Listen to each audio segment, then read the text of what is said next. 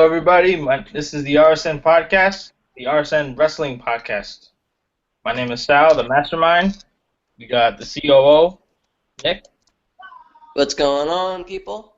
also the owner of PWO, Pro Wrestling Opinion, the website. And also we got him on the other side, the big guy, Rich. What's up, guys? This is RSN right here. We're right here talking about factions. Let's jump right into it. So, when it comes to factions, there's a lot of names that come up, right? So we're thinking about there's so many different groups out there.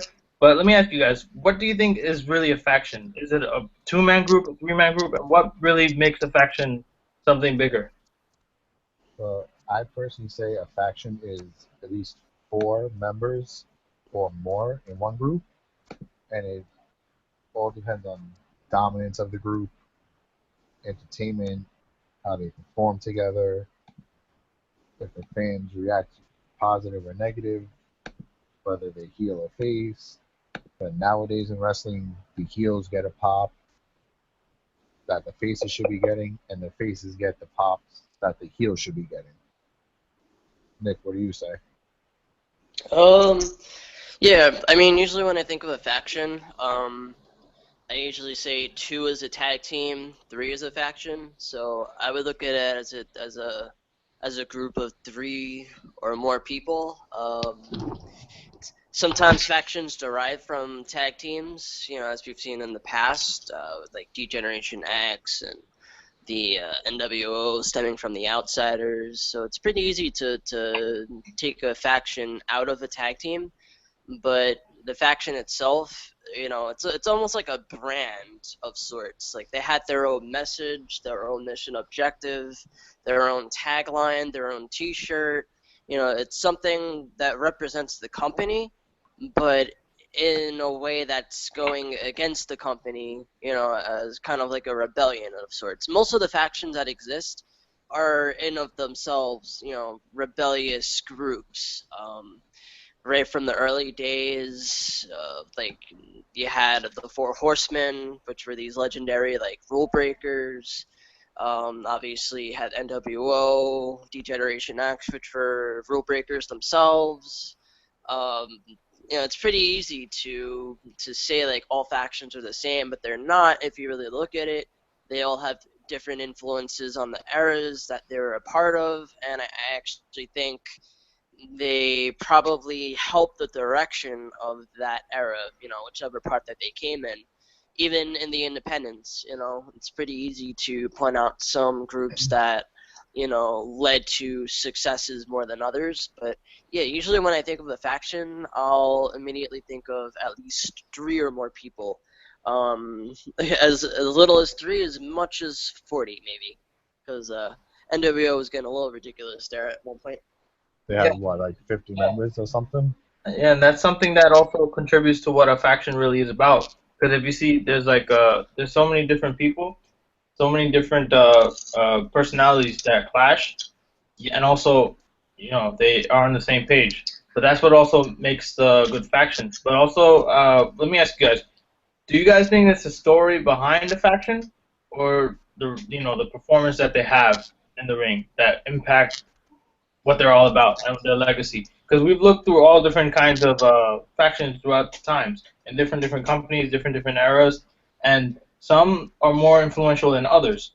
So, what do you guys think is the main source of the big driving force of a faction and their influence and their impact on their business, on their promotion, and all the other stuff? Because if you think about it, Vince McMahon, he's not a very big fan of factions. So if you were to talk to Vince right now and try to pitch to him that we should have more factions, what would be your message to him? I think it's I wouldn't say that Vince isn't a big fan of factions, because the Authority kind of dominated television last year, and they were like a pretty full-on heel group. You had Rollins, you had J&J Security, Big Show, Kane, Triple H, Stephanie. They were dominating television for about maybe a year and a half, and then they took like 3 months off, and then they came back for another year and a half. So it's always kind of revolved around a faction of sorts. And you Even also before you had think, the Authority, you had the Shield. The Wyatt family were around. I would consider them factions because they're at least a team of three. but then you could go back even further to the ministry, the corporate ministry, which Vince was a part of. Yeah, that too. That's the Attitude Era. I'm talking like more like modern days. But if you notice, it always stems around a faction. Even before like the Wyatt and the Shield, not too long before that you had, let's say, the Nexus. Before that you had La Familia. Before that Evolution. You kind of see what I'm saying? Like There was there's always a always faction that was some on top. yeah there's always some form of presence of a faction involved in storylines of some sort, And then you have ones that are like completely terrible, like Basically, you they got Social never outcast. last, yeah, I'm thinking you of got the like Job the Squad core, or but TMB Now you have the social outcasts. yeah, or they're kind of like the 2016 version of the core, which ironically Heath Slater was also a part of. and also if you see like teams like the Job Squad and the Attitude Era, you see them and you're like, okay, these are just a bunch of comedic guys that are just trying to put on performance. They're not here to actually be wrestlers in the ring or do anything like that. They're just there to entertain. But then you could also go to another company, to TNA, where they have their faction with Matt Hardy brand Which or whatever. I love the Matt Hardy brand idea. I I think wish it it's lasted a little bit longer. I think Even though it's I think good, but Matt it's Hardy's just like like I think he's having a career year in TNA, and he's really making gold of whatever they give him. But I think I would have loved to see the Matt Hardy brand like last a lot longer than it actually did. Because it felt like it was like maybe like a month and a half, and it I didn't thought it really was get the. good, I thought it but was great, I honestly. just think that it was just thrown together literally last minute. Well, Even speak, if they did, it worked out really well because Yeah. I think Matt Hardy like put in the work of his career. Then you had the second coming of the main event Mafia. Yeah, I think I like the first incarnation of the main event Mafia. There's way too many factions in TNA history. That would be an episode in of itself. But usually when I think of the more successful one, I would actually probably go with main event Mafia before they did all these rehashes of the front line and Fortune, Fortune and Immortal, and I couldn't even, I can't and then even, and then the amazing Aces and Eights. oh my god, don't even get me started on that one. that was like the baby Bullet Club, but in a There was way, like what 20 members or something. It seemed like, basically, About, yeah, NWO 2.0. and then well, every week someone was getting kicked out. Yeah. Well, what about let's go way back. Team Canada, AMW, America's Most Wanted. Like these, they're comprised of like either 4 or 5 people of the same nationality, or it was like in AMW's case, America's Most Wanted. It was James Storm and Chris Harris, and also on the side, Gail Kim. Would you guys That consider was that a that was faction? just a team with a valet. That was a tag team with a valet. But do you That's think not a faction. that's not a faction? What about let's talk about WCW for example, Dangerous Alliance. They had how if you see Paul Heyman's documentary where he's talking about his life and everything, he was actually crucial to making that alliance. Where it was Oh, speaking of ECW, the Dudley family. that's an example of a faction that stemmed from a tag team, but that was really awesome because it was. I think they were the best heels in history, honestly. Like if you go yeah, back and watch some of those promos, like back in like '99, '98, I mean, I'd never seen a crowd more riled up, and this is ECW, so they could really cross the line there. Like you had people like trying to step down from the balcony to fight Bubba Ray. I'd never seen that before, and I think that's like one of the best examples of like heel mic work. If you're like a wrestler and you're in the business and you're trying to like really find a way to own the crowd, go back and watch those promos because that was gold. It genuinely seemed like people wanted to just fight the Dudleys, and you can't even blame them because it was really awesome. Just going back and thinking of those Hands down, they promos. were the best heels in They know how to ECW get under history. your skin. Yeah, that's when it comes down to. I think I'd say the Bubba Ray and Devon can be a faction of themselves. Like if you see right now in the main roster, they have such a presence right now, and everybody looks at them, and they're really being booked very bad. I'd say they're getting like the Big Show treatment, and it's kind of like you kind of see that and say, come on, man, these guys have so much potential. But but if you look back at the big promos, infamously, if you go back to Queens, I think it was some kind of I think it was like a bingo hall or some kind of small arena, something like that. These fans were rabid. They wanted to go ahead and kill these guys. Yeah, And I think that was the promo that I had seen. Yeah, and you literally had one guy climbing down from the balcony to try to fight this guy. Someone in the front row too. Although I don't know if there were plants or whatnot, but yeah, the rest of I mean, if you can get a crowd that angry, it's kudos to you because Like you can't even look at One Night Stand, like just the crowd reaction when Orton came out, when Cena comes out. Even though like this doesn't have to do with factions, but the crowd makes the superstars. true. I mean, if you look back, even back in the day, they would have plants. What they would do is instead have the classic old tale of that old lady in the front, somebody's grandmother who just is getting in this person's face. Bubba Ray and Devon, they totally broke that by entertaining and also getting heat, so much heat to the point that it was really crazy. And plus, it was something that was revolutionary. You've never seen any other factions do that. They would either stay back and act like they're all high and mighty, or they would just, do their work in the ring. But that was pretty interesting because if you look back in time, the Four Horsemen, for example, they were comprised of so many different members. You look at Sting, he was also in there.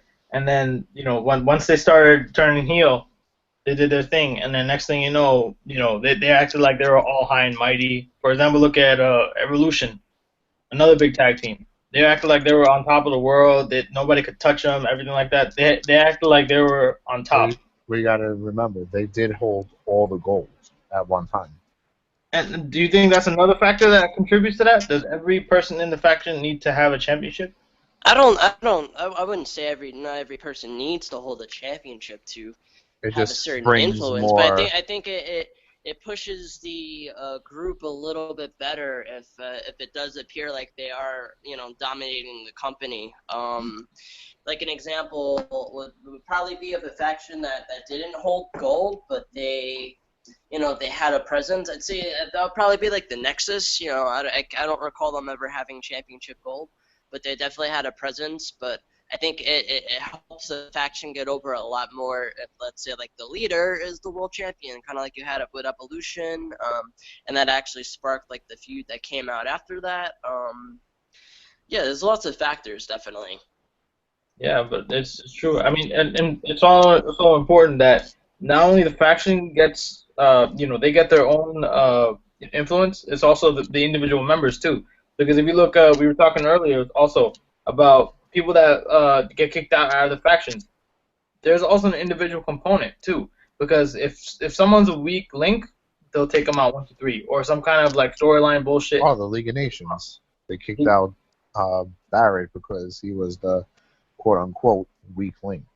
Even though ironically they were all weak links. Yeah, they were all one of the worst tag teams, but God, that was terrible. add in Spirit Squad. I actually don't remember how Spirit Squad broke up, but I heard it was. I think they were all just written off TV. Except for Dolph. Yeah, they were written off TV, but they were part of a skit where DX took them out and put them in dumpsters, and they wrote on the dumpster. Boxed them up.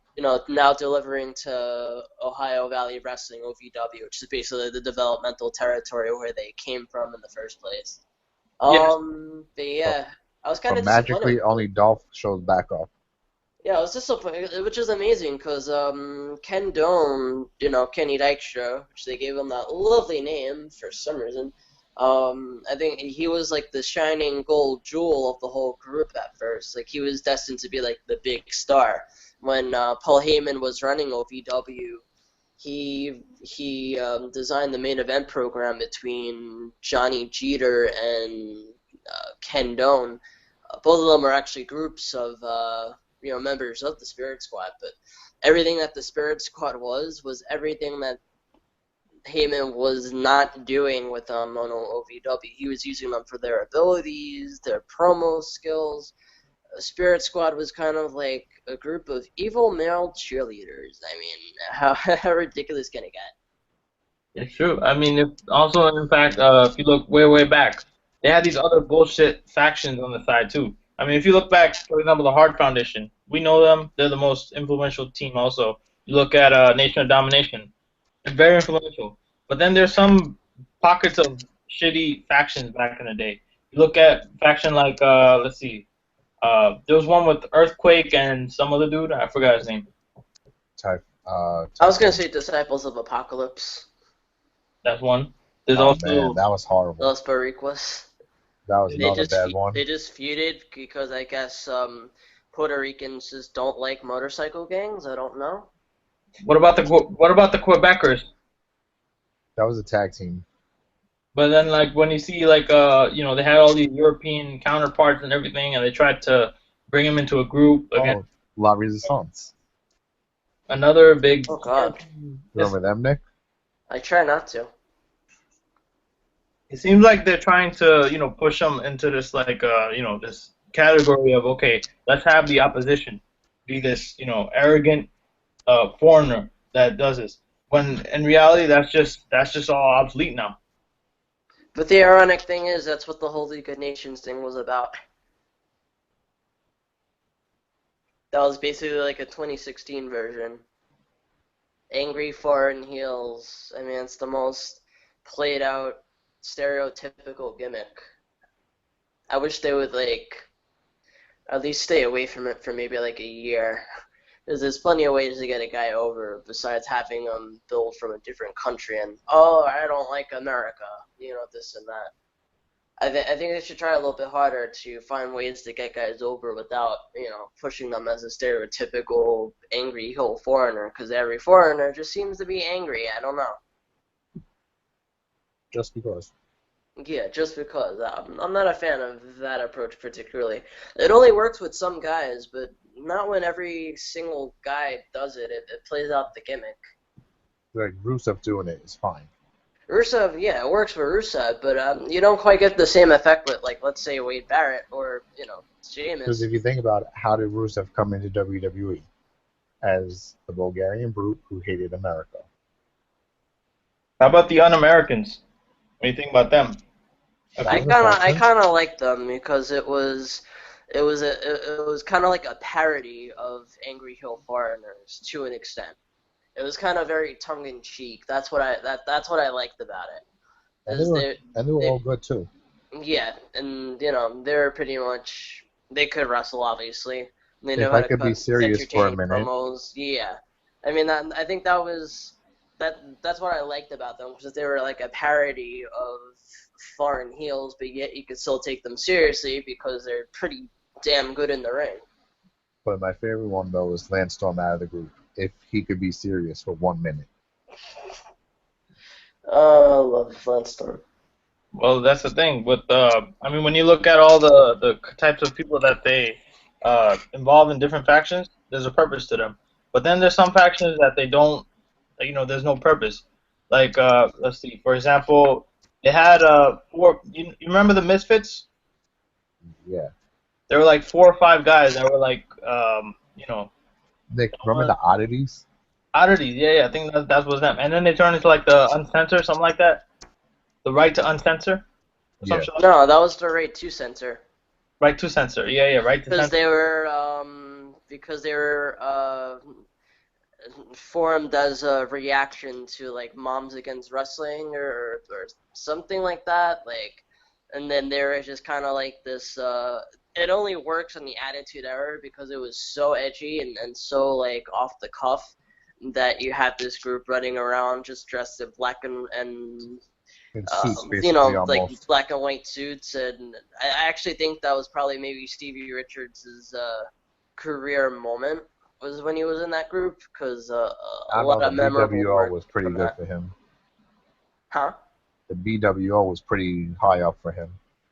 It was too, but I think it kind of helped his image per se. Like when you had he got to reinvent himself. Val Venus too, to an extent, because when he joined the group, same thing with the Godfather. The You know, good father. they shed their attitude era gimmicks in to rebel against the system by conforming to the system, which is what I love about the RTC. But I mean, I don't think you would get that kind of faction in today's group It will get because nowhere near it yeah, it's not as edgy, because it's but already PG as it is. yeah. Well, I'd say it's starting to show signs of like maybe TV-14 like starting to creep back a little bit, but it's not as PG as it once was, as it was getting pretty unbearable for a moment there. Yeah, there But was no blood at yeah, all. I do think Right to Censor was one of those groups that kind of got to flourish in multiple divisions. Like you had the women's division with Ivory, you had the tag team division with like Bo Buchanan and the other guy. The name is slipping me. I'm not sure who he teamed with, but and then you had like the main guy, which was like Stevie Richards. Even though he never really like got past the mid card, but he was pretty firm as the group's leader. Yeah, he was the leader of. I think he was the founding member of it. If Yeah, I'm correct. pretty sure. There's I always that mean, founding member. There's always that founding member of the faction, and that's I think what really breaks out. But let's switch gears and talk about like the recent factions that they had and the recent pairings that they're doing. Like let's talk about the Shield. It was probably one of the biggest I'd say factions in today's time, hell in recent years. And you look at for example Nexus. If you look at Nexus, for example, they were built as to be these 5 or 6 young guys that were gonna break out and do some big stuff. They're gonna have world title pictures. They're gonna be champions and all this. And then certain people fell off. Certain people didn't go somewhere. And they just totally flopped the whole thing. But when you look at Shield, they have 3 different stars, and you see them now, and they're each breaking out into their own thing. Do you guys feel like that do you feel like it's important for a faction to not only break out but actually have some kind of significance individually to do something? Because let's say, for example, if you have the Nexus reunite and the Shield reunite, which would be more meaningful? Do you guys think? Shield. Shield. Yeah, I think the Just obvious answer would be Shield. but I think that you're just using two factions where one was per se like a success at the time, but not really long term against a group that was a success at the time and long term because each of the members, now pretty much make up the main event scene and the card. But I think your argument would be a little bit better. Like let's say there were two groups kind of the same stature. Like if you would put like Nexus against Straight Edge Society, or do like the Shield against like let's say the Wyatt family. I think it might have more of a closer argument, if you're able to compare those two teams. But I don't think it would be fair to compare the Nexus to the Shield because they were part of two different eras, and one obviously did have success in the long run, and the other one didn't. But Nexus is a funny group because that's what happens when you take a team of young guys. I don't know if you guys have ever used to play the fantasy booking game called Extreme Warfare Revenge. I did. It's basically like you run WWE or ROH, and you book the shows, you get your net, you get the show reviewed, by a quote unquote online source, and then they rate your public image. You basically run the company, you do the contracts and all that. So I think this was back in like 2007, 2008, as I was booking ROH, and I had the idea of even though I seen the name kind of, I guess maybe ripped off WCW when they had the New Blood, but I did this storyline of, complete young rookies, like 5 or 6 of them, underneath, what was his name? Don Callis, I think, who's better known as Cyrus the Virus. He was kind of like Oh their wow, leader. that's a name. Yeah, he was kind of like their leader, and he was also my color commentator. So it's like you had a group of like 5, 6 rookies like just taking over the show, and then you had the heel commentator like commentating on the show. I called them I think they were either the new uprising or just simply the uprising. So yeah, I felt like I kind of like booked the Nexus before the Nexus even came around, but I kind of it's a smart idea to get new guys over. You just band them together, throw them at the wall, see who sticks, see what doesn't work. As it's gonna propel someone to the top even faster, and then you could kind of weed out the ones who aren't making as big of a splash. But ironically enough, TNA then ripped it off because they had Taz join the Aces and Eights, and then he was commentating on the show. But it's just kind of funny how you run ideas, before you see it on the mainstream. But that's always just something I go back and think about, because I was doing that back in 2008. And that was like 2 years before Nexus became a thing. I was like, that wouldn't be a bad idea to push this heel stable of like just complete rookies and just have them just dominate the show and beat up people, call out champions, win belts, this and that. Where's your cut of WWE pay? Yeah, and the Nexus kind of did that, but I felt like they dropped the ball on that one. At least, because Wade Barrett had such a promising start. He really did.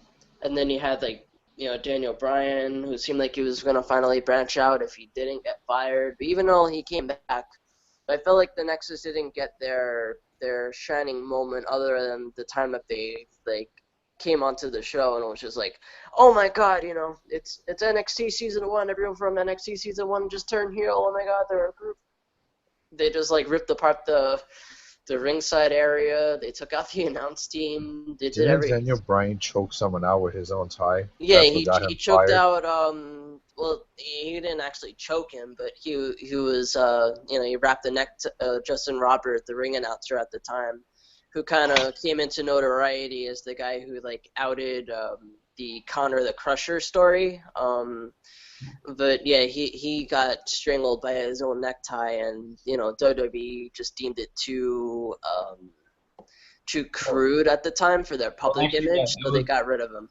Yeah, it was the TV executive saying, "Oh, that's not good for TV because that's an intent of you're gonna hurt somebody, and you're not supposed to do that on live TV because there's kids watching."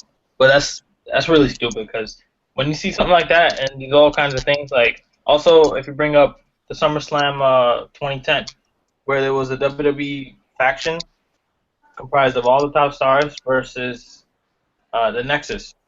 And you see that, and they kind of go back and forth saying that it was a really stupid decision having them lose. And I think that's also another thing that we can also take into account, like the booking decision. But it also separates, these stars, like for example, Nexus and the Shield. I'd say just the fact that they're young. And if you see now, recently, how the way they're booking the factions, they've actually improved it. Because now they're not just thinking about, having one guy break out, where, for example, in, you could talk basically any, for example, Spirit Squad, where they had one guy just break out and that's it. And then the rest were just shoved out of existence.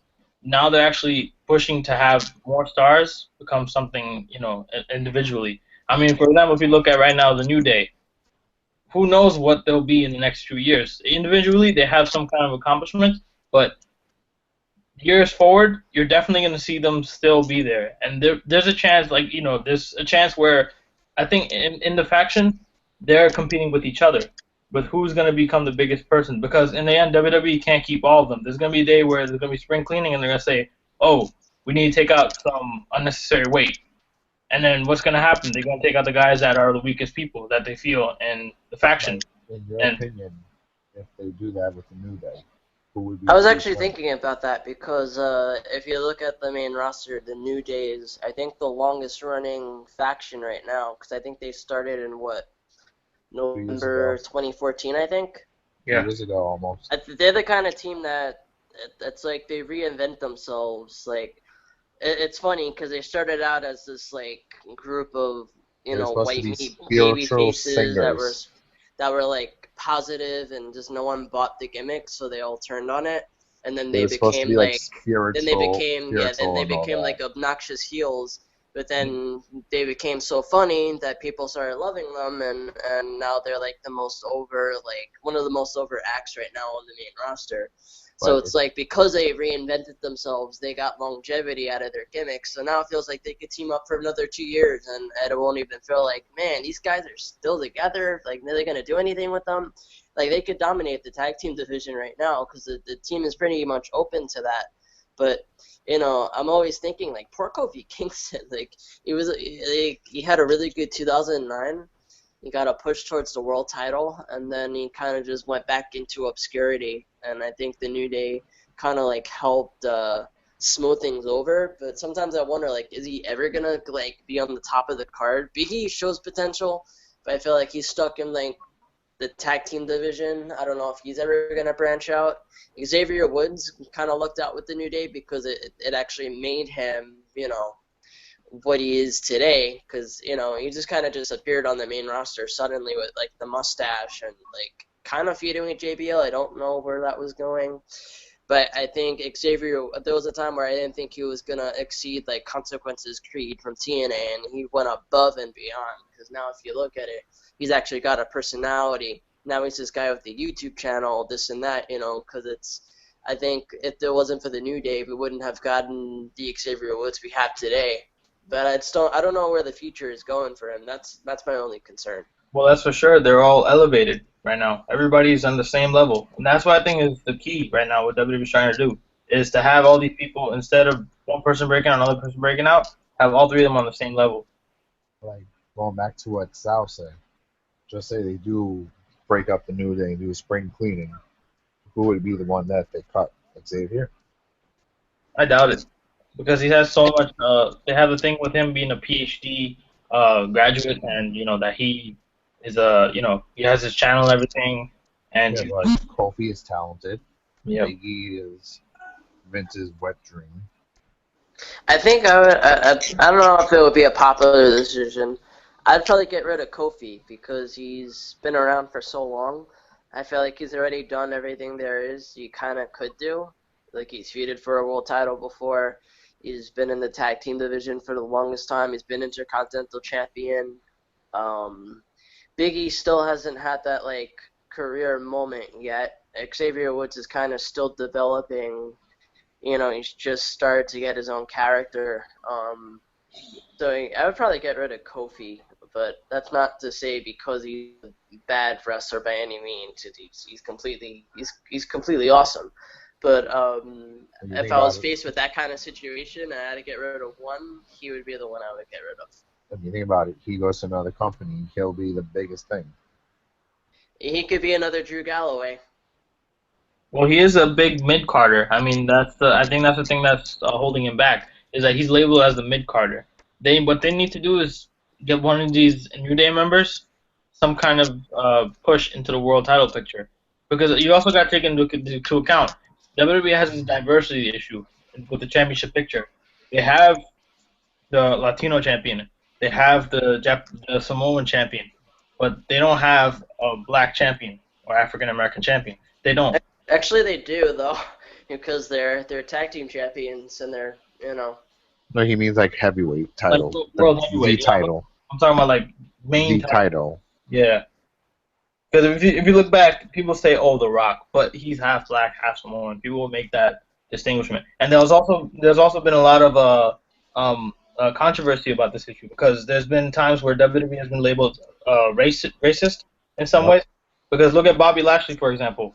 He's in TNA doing big things, doing his stuff, and why didn't they push him? And their excuse is, "Oh, he just didn't have it," or was it something? He was else? the whole package back then. He just didn't talk. And they had the push too. He was about to become the next Brock Lesnar and Goldberg next. But what happened? They ended up just dropping him. And I think that's another issue that they're having. But with the New Day, they have a lot of potential. They have that. And if you go to Ring of Honor, Jay Lethal, the guy for what, going on over a year now? I think so. You would hear on first on RSN podcast. I think Jay Lethal is going to be the first black WWE champion. If he decides to sign, which I don't think he will. Or unless Apollo Crews gets pushed. Unless he gets there first. I don't know, because I'm a little conflicted with Apollo because I feel I like don't see he was I Apollo feel being like more than a mid card. yeah, I feel like he was pushed better on NXT than he is on the main roster. I've still yet to see that moment where I go, I that's don't. Apollo Crews. I mean, that's the guy, you know. I haven't really had that moment. I don't see him getting I don't past the really mid know his card. motivations either. I don't know what he's all about. Yeah, he's here to be a champion. Why So is isn't everyone. yeah, everyone there's there to be a champion? For Well, God's sakes, what's so special about him? You know, they for haven't God's sakes, really. Eva Marie is there to be the women's champion. No, oh God, Hey, everyone, couldn't we go 60 minutes without mentioning that name? Oh God. everyone is That, there to I be a just champion, ate right? dinner. I would like to keep it down. Isn't everyone there to be a champion though? Yeah, well, but she well, doesn't in count. She's not real. she isn't. She's like Voldemort. You don't speak her name. It's like thou shalt not speak her name. It's like All right, so who's equally as bad, but we can't say the name? All right, Blake Murphy. Buddy Murphy is there to be the NXT champion, Well, I don't see that happening. but well, he's there. why But would he's there to be a champion, right?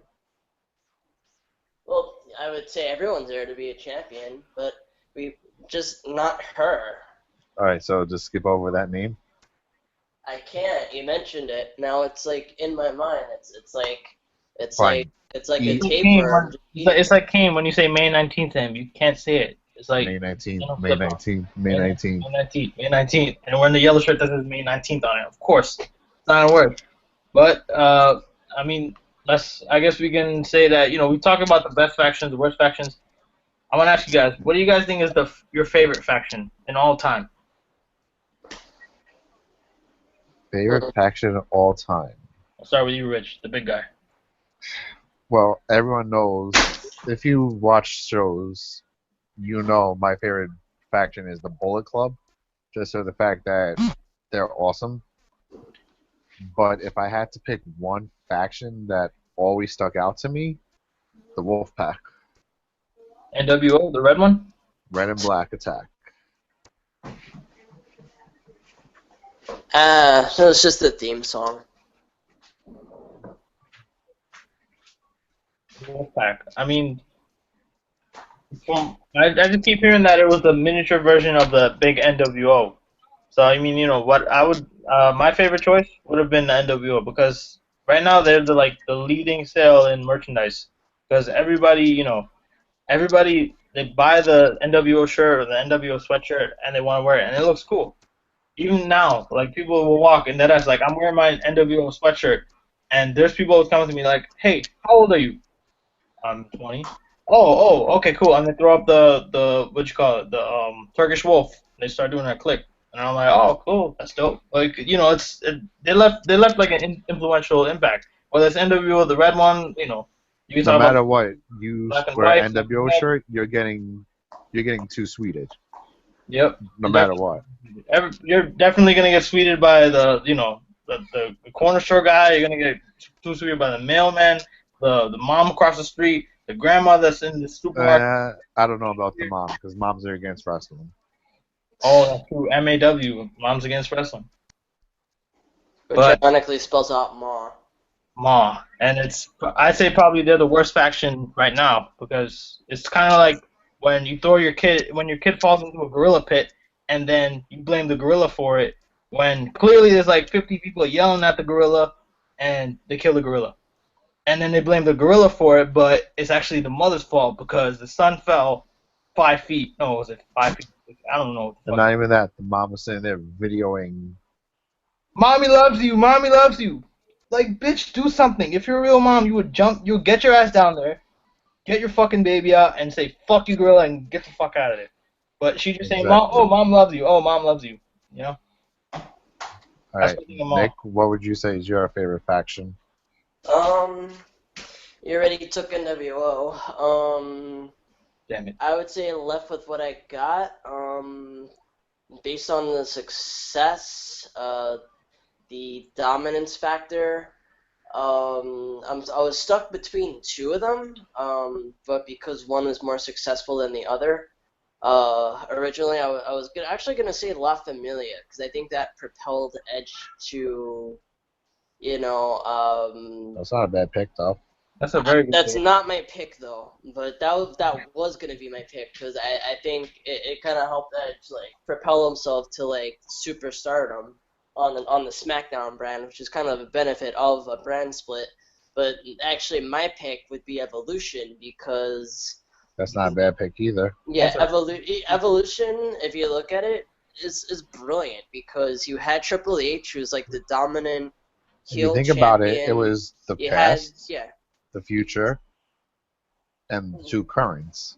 yeah, and then you had Ric Flair, who was like kind of like a great like heel enforcer sort of ish, like kind of what he's doing right now with Charlotte, but just 10 years ago, and he's uh, a lot more active and sweaty. Um, And bloody. last and bloody, yeah, because the wind will blow and he'll be gushing blood. 'Cause He wakes that's up just, in the morning, blood. that's just what Ric Flair does. He goes into the shower, he's bleeding. Eat breakfast, he's bleeding. That's not ketchup on his eggs. That's how it goes. But I think Evolution helped also propel the careers of Batista and Orton because they You got mean separate pushes you mean themselves, and Bautista? they feuded with Triple H. You mean Well, Bautista? that was before the days of Batista when Batista actually like, he wasn't a guy like, He oh, didn't cry. please like me because I wear tight jeans and tank Yep. tops and sunglasses. Please like me. He was just an all-out badass who like didn't care what people thought, and You don't like me, that's the way Batista you bomb. book. That's the way you book him. I mean, the way they did it in Evolution was perfect You don't because like me, I'll just Batista bomb you. yeah, What about the classic thumbs up, thumbs down? Boom. That yeah, was That was great. The yeah, thumbs up, thumbs down. that gave us like probably one of the best. I don't know. Well, I'd say one of the best turns in history because he had the whole. You're thinking like Triple H is gonna mentor Orton and this and that, and he gives the thumbs up, and then boom, thumbs down, heel beat down. That kind of helped propel Orton at first, even though he didn't stick as a face.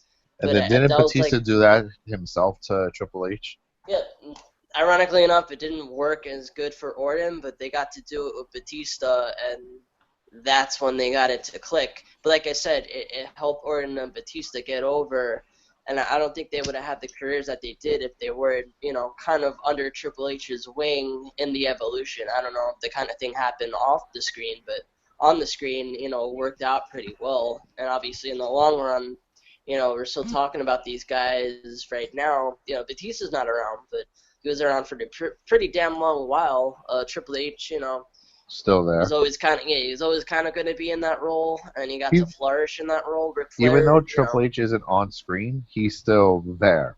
He's doing Yeah. something with the company. well, he's married to the boss's daughter. That's I think a consequence of being in the business for that long. But matter of fact, talking about we haven't mentioned two factions actually. Sal, you still have to pick your faction. Well, actually, I did. I picked NWO. Okay. But I was gonna say we haven't talked about two factions specifically: the Clique and the Bone Street Crew. So let me just ask you straight off the bat. Well, I don't think those are actual factions.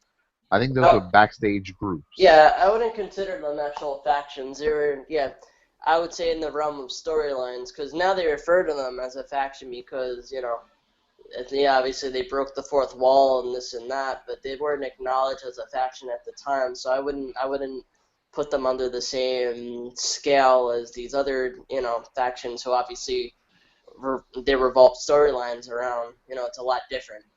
I think those are just like considered backstage groups that just hung out together and traveled together. Well, those were the two that were the most portrayed in the media. So like there were probably like 10,000 factions over the time of the course of WWE, but probably those are the two like ones that get the most recognition. But I mean, I've heard that there's like a lot of backstage heat. Oh, Especially they hated each other. Those two groups. no, there was well that's how the internet says it, but that when they're going on line, they say, "Oh, that's not how it is." They just, they just No, Taker said they hated each other, and if you watch the Click Rules on the WWE Network, they said that those two groups could not stand each other. They couldn't even be near each other. really. I saw it recently. They were saying that they had some kind of thing, but then the internet kind of played it out.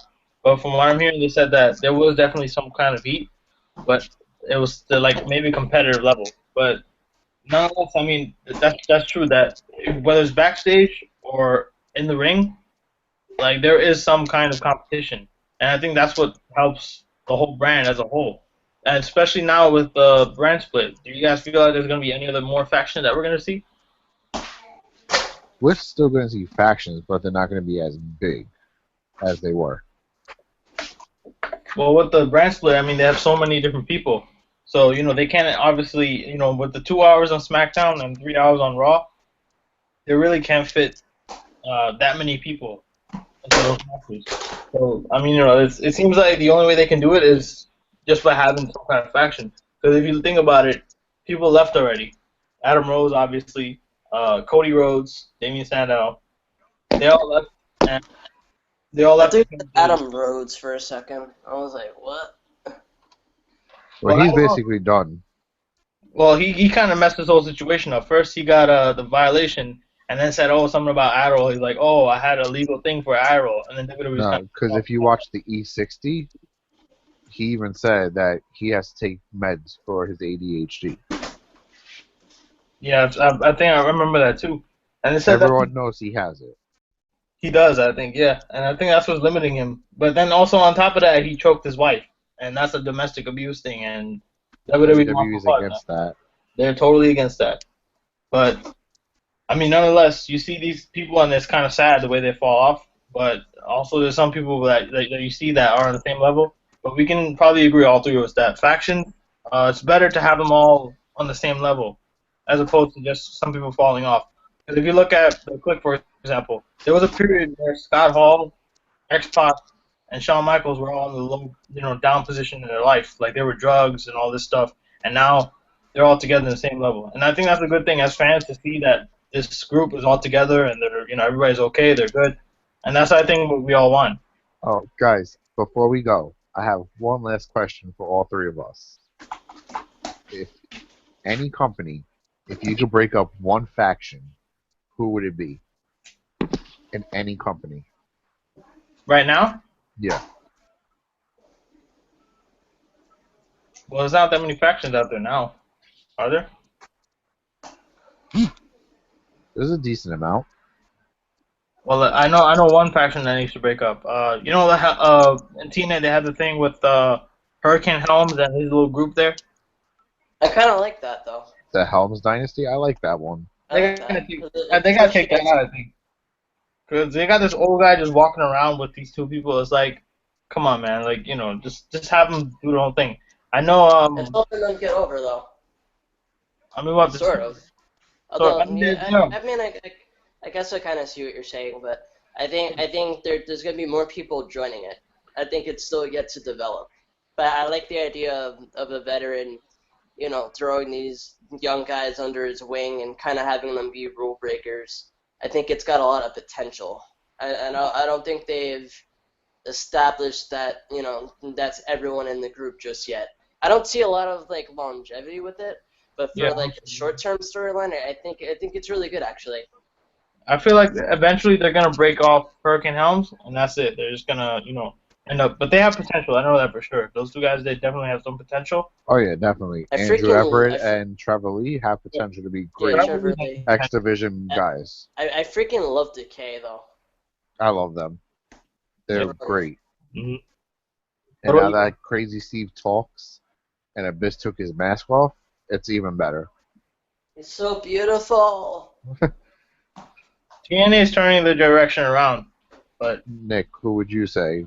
Which faction would you break up? Out of who's around right now, it's tricky because there's not really any groups out there who kind of have a stronghold. It's tricky because I'm not a fan of the current incarnation of the Bullet Club. I don't know. I'm just not convinced. Obviously, they're gonna have their they're gonna have their popularity, but I can't look at the group not as a rehash of what the NWO was. It just And not feels like even that, the fact, let's go back to the 1990s and just relive those days. Let's do the exact same like, thing they were doing. Like that's my it's not pick. original to me. And That's my pick also, just for the fact Gallows is gone, Anderson's gone. Yeah. The meat of the group is in WWE now. Even though they can't really use the name Bullet Club, they pretty much are kind of doing what they got notarized for in Japan. So and then you kind of left with the leftovers in Ring of Honor, even though they tried to have this oh my god shock moment at the end of that show, Global Wars. It just didn't have that effect for me. Even though I do like Adam Cole as a group leader, but I think you gotta let the guy shine on his own. He's always got to be involved with a faction. He doesn't need to be in a faction. Just let the guy He could develop on his talk. own. He could be his own star by himself. He doesn't need The guy could talk. The guy yeah. could fight. The guy could wrestle. Just let him be himself. Just stop putting him with the group because it's annoying. He's not going to get the chance to break out like he should be, which is ironic because he's been in the company for I think 5 years now. He's been wrestling for over 10. He's been wrestling for over 10, and he's had a presence in Ring of Honor for the longest time. But I've still yet to see the moment where he's actually even though he's been a world champion, I've still yet to see a moment where I can look at it and be like, that's Adam Cole's breakthrough moment. I still don't have that moment, even though I know the guy can talk. I know the guy is way over with the crowd. I know he could wrestle, put on really awesome matches. I'm just not, I'm not seeing what I want to see. Although I'm sure maybe he'll probably end up in NXT maybe next year or the year after that. Yeah, give him a year. NXT right now is kind of like a blend of indie stars and TNA from last year, and then the main roster is NXT from last year. So things are kind of progressing for both places. But the only true shining stars right now I would say in the Bullet Club are the Young Bucks because they have that personality to pull and off. Omega. Yeah. Oh, I like Omega too. Sometimes I think he's a bit over the top, but I think you kind of have to have that if you're going for what the Bullet Club is all about. But outside of those guys, I'm not really. There's no one there besides Cole and Page. You needed the loudmouth heel Styles is starting to become, and then you got Gallows and Anderson who are the muscles of the group. And then I'm sure eventually, Finn Balor will cross paths with them because you have to have that storyline because of what happened in Japan. They reference it so often, But that's up to creative. I don't know if they're gonna go that route. Finn Balor's a star big enough to be on his own. If they want to push them that way, they could throw him with this faction if they want to. He was once the leader there. They could have a feud with Styles and Balor over that leadership. There's plenty of routes they could go, but. As far as the leftovers, because it's funny, because the company that doesn't have the rights to the group name is doing better things than the company who actually has the group name. So, go figure. That's true. I mean, and if you take into account the group of the elite, I think what they're doing is they're just trying to parody off of what the New Day is doing. And I mean, it's cool for the casual internet fan. To see, they're calling each other out. But then it's come on, man. This has to stop at some point. And they got to progress from this Bullet Club thing because it's pretty much just cut and done. WWE took the main players, and now they're running with it. So what are you going to do now? That's their main step now. And that's kind of hard to do, If you don't have all the members, what can you really do? Look at, for example, flashback to 2011 when it was a Royal Rumble and the main event Mafia supposedly was about to return. 2-3 stars were taken. WWE was about to have them for Royal Rumble. Totally derail their plans, and then TNA had to suffer through that. So that's another thing we can say, Without the faction, they need to be the key members. But nonetheless, I guess we can wrap up the factions podcast. We talked about the best factions, the worst factions, the factions that made a difference, the factions that were not in sync. Have I mentioned that the core really sucked? Yeah, Oh I my, think you might have, but just repeat it one more time so everyone remembers. The core, they really sucked, man. oh my God, worst. Least favorite. At least they were basically a Nexus 2.0, and then they're trying to make they're going for that, but it totally just derailed and didn't make any sense. Now they don't even you know reference it or anything. But If the fans don't get one thing out of this show, just remember the core sucked. the core did suck, and just know that even Marie sucks, Kevin Dunn sucks, and Stop mentioning her name. oh my God, I said her name. Shit, it's fucked up. It's like What? the Voldemort of pro wrestling. Why go there? I don't know why she's We not have really. lots of dedicated listeners who are trying to keep their food down. We don't need people vomiting all over the place. That's not a good look for us. As we were speaking, I bet people are. So I kind of regret that now. Oh shit. But nonetheless, let's end off. This is the RSN Wrestling Podcast. Enjoy with us right here as we talk about a minute. the person's name we can't say, but we just said. Nonetheless, you can check us out on PWO for Wrestling Opinion, and also check out our YouTube page, our Facebook pages, and all of those stuff. So we'll see you out. This is Mastermind. The big guy. And this is the COO. Just reminding you one more time, because I love shameless plugs. You can check out Pro Wrestling Opinion at ProWrestlingOpinion.com. We offer in-depth analysis, segment-by-segment breakdown, everything from WWE, TNA, Pro Wrestling Syndicate, America's Most Liked Wrestling, West Coast Wrestling Connection, anything in between, and the out between. I don't even know if out between's a word, but we're gonna roll with it because we cover pro wrestling past and present. And for all of our dedicated listeners out there, we thank you very much. Feel free to check out our other episodes. We're cranking up on the views, so help us out any way possible. If you've got any comments, suggestions, throw them out. We'll consider it. And just remember, the core sucks. And the core, yeah, they really suck, man. We'll see you guys out.